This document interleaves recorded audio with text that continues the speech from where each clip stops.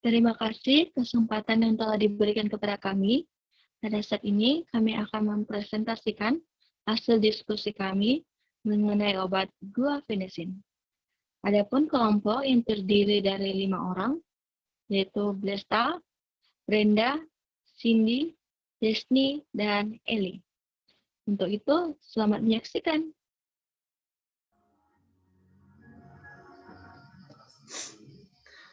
Baiklah, yang pertama, saya akan menjelaskan definisi dari guaifenesin. Guaifenesin adalah obat mukoaktif yang digunakan untuk meredakan batuk basah dan sesak dada karena flu. Biasanya, guaifenesin bekerja dengan melonggarkan lendir di saluran udara dan membuat batuk lebih produktif.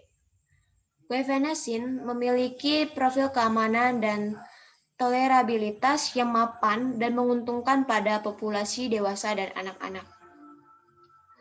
Obat ini adalah obat ekspektoran yang dipasarkan secara legal, yang dijual bebas dan juga ada bebas terbatas. Kebanyakan obat batuk atau pilek yang dijual bebas, bahan guaifenesinnya memiliki indikasi sekunder untuk digunakan pada bronkitis kronis yang stabil.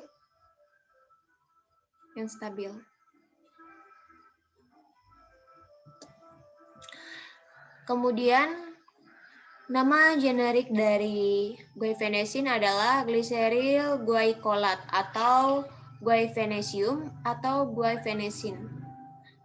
Kemudian ada nama paten dari guaifenesin sendiri adalah Probat.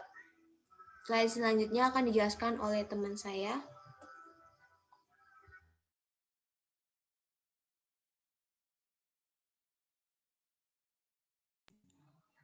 Selanjutnya ada gambar bentuk sediaan obat. Yang pertama, bentuk pil atau tablet. Di sini telah kami paparkan gambarnya. Kemudian yang kedua dalam bentuk sirup. Guaifenesin dalam bentuk sirup ini, di sini ada gambar di mana obat ini mengandung guaifenesin, namun juga mengandung kandungan lain karena biasanya guaifenesin ini untuk obatnya kadang dikombinasikan dengan obat lain. Selanjutnya,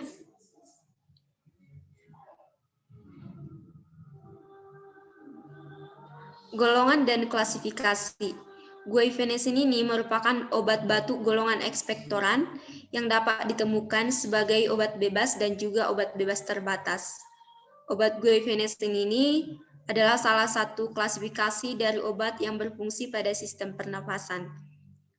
Seperti yang tadi saya bilang di gambar sediaannya, guaifenesin ini sering dikombinasikan dengan kelompok lain. Misalnya seperti dalam sirup pada gambar, ada dalam gambar obat ini mengandung guaifenesin. Jadi karena dikombinasikan, banyak obat yang mengandung guaifenesin juga mengandung kelompok obat lain. Selanjutnya, indikasi dan kontraindikasi. Yang pertama, indikasi obat guaifenesin ini diindikasikan untuk batuk berdahak karena influenza ataupun karena radang saluran pernapasan. Kemudian kontraindikasinya untuk anak-anak terutama usia 6 tahun ke bawah dan juga untuk ibu hamil, dalam pemberiannya diperlukan konsultasi dengan dokter untuk keamanan. Selanjutnya, untuk yang alergi terhadap obat ini tidak aman untuk dikonsumsi. Selanjutnya akan dijelaskan teman saya. Kemudian, guaifenesin memiliki efek samping dalam penggunaannya, yaitu gangguan atau nyeri pada sistem pencernaan atau gastrointestinal, sakit kepala, pusing, dan muntah.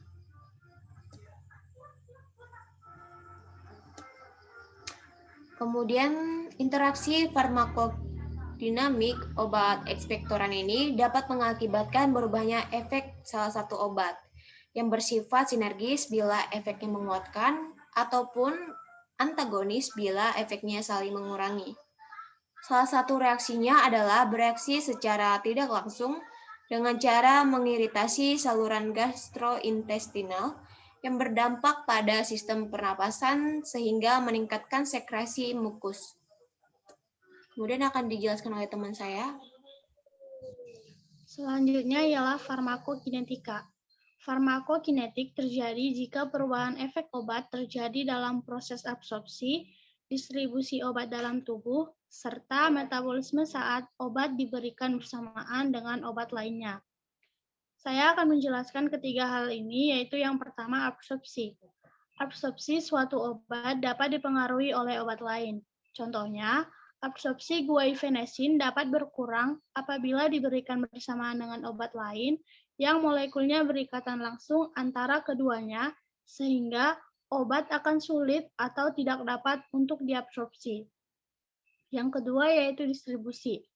Interaksi dalam proses distribusi terjadi saat pemberian beberapa jenis obat saat bersamaan. Obat dengan ikatan protein yang lebih kuat dapat menggusur obat lain dengan ikatan protein yang lebih lemah dari tempat ikatannya pada protein plasma. Akibatnya, kadar obat bebas yang tergusur ini akan lebih tinggi pada darah yang dapat mengakibatkan terjadinya peningkatan efek toksik. Yang ketiga yaitu metabolisme. Interaksi dalam proses metabolisme terjadi apabila metabolisme suatu obat dipacu ataupun dihambat oleh obat lain yang mengakibatkan menurunnya ataupun meningkatnya kadar obat. Contoh obat pemacu metabolisme yaitu rifampicin dan obat-obat anti-epilepsi. Dan contoh obat penghambat metabolisme yaitu simetidin, INH, serta eritromisin. Selanjutnya akan dijelaskan oleh teman kami.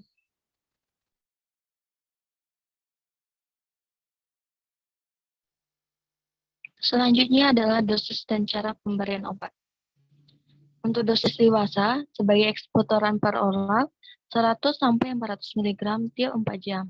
Bentuk lepas lambatnya, yaitu 600-1200 mg tiap 12 jam, maksimal 2,4 gram per hari. Untuk dosis pediatri, itu terdiri dari 2 macam, yaitu 2-6 tahun, 50-100 mg per 4 jam, maksimal 600 mg per hari. Yang mana lepas lambatnya itu 300 mg per 12 jam. Yang kedua, 6-12 tahun, yaitu 100-200 mg tiap 4 jam dengan dosis paling banyak 1.200 mg per hari. Yang mana lepas lambatnya itu 600 mg tiap 12 jam. Sedangkan usia lebih dari 12 tahun sama dengan dosis dewasa. Slide selanjutnya.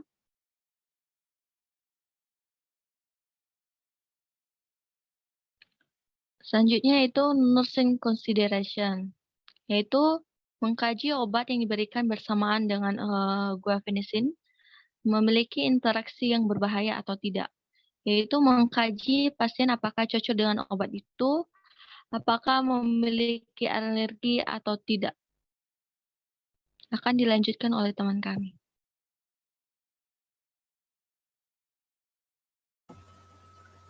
Baik, selanjutnya indeks keamanan kehamilan, yaitu dalam indeks keamanan kehamilan berdasarkan kategori faktor risiko untuk amlodipin dan clonidin termasuk dalam kategori C, sehingga obat hanya boleh digunakan jika besar manfaat yang diharapkan melebihi besarnya risiko terhadap janin. Dalam indeks keamanan kehamilan ini, berdasarkan kategori faktor risiko untuk metildopa dan MGSO4 termasuk kategori B, yakni studi terhadap sistem reproduksi binatang, percobaan tidak memperlihatkan adanya risiko pada janin, tetapi tidak ada studi kontrol pada wanita hamil. Indeks keamanan kehamilan berdasarkan kategori faktor risiko, bisoprolol termasuk kategori D pada trimester 2 dan 3. Selanjutnya dalam special precaution, yaitu sebaiknya jangan digunakan pada penderita batuk kronis, contohnya seperti yang terlihat pada penyakit asma, emfisema, dan juga pada perokok. Kemudian hati-hati dalam penggunaan obat, untuk pengobatan batuk dan pilek pada anak terkhusus pada usia 6 tahun ke bawah atau membutuhkan pengawasan dari dokter.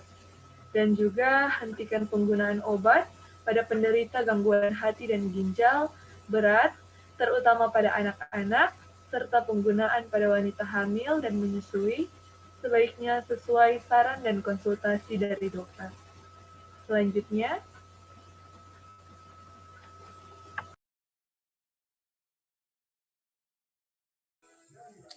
kemudian ini ada beberapa referensi yang kami gunakan untuk dapat melengkapi presentasi kami pada saat ini. Demikian dari kelompok kami, kelompok obat guaifenesin. Jika ada kesalahan kata, kami mohon dimaafkan. Sekian dan terima kasih.